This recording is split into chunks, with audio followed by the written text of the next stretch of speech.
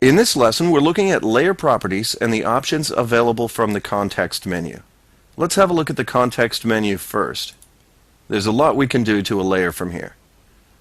First off, we have viewing and locking options, as well as the ability to add and remove layers and layer folders. We can also make a layer a guide, or make it guided by another layer.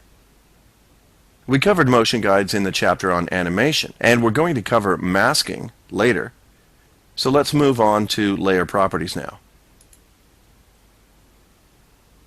You can do most of the things here that you can also do directly in the layers area, like changing a layer name, locking, hiding, etc.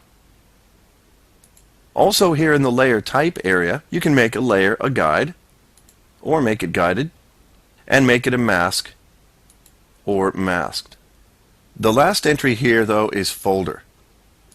You can take any layer and convert it to a layer folder. Just beware that if you do this, you'll lose all of the contents of that layer. If I try this now, Flash is kind enough to give me a warning. I like my stuff on this layer, so let's choose the No option and return to the layer properties. Incidentally, like most operations in Flash, you can also access layer properties by choosing Modify, Timeline, and Layer Properties. Next, we have the outline color. Here's where we set the outline color we want to use, as well as a duplicate of the outline function in the layers area of the timeline. That's these buttons here. And finally, we have layer height. If you've got something on a layer that requires lots of viewing space, crank this up, and let's have a look. Okay, we'll finish this lesson off with a look at some of the menu entries at the top. First, let's go to Insert and Timeline, where we have Layer, Layer Folder, and Motion Guide. We can also add frames, keyframes, or blank keyframes.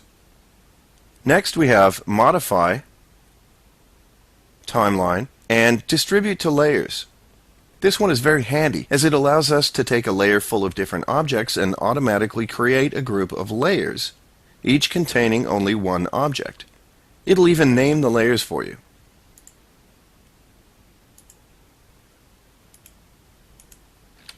Let's try taking a block of text and breaking it apart. We're doing this to create individual objects for each letter, and then distributing. Back to Modify, Timeline, and Distribute to Layers. And isn't Flash nice? It names the layers for us. And that's it for this lesson. Move on to the next one.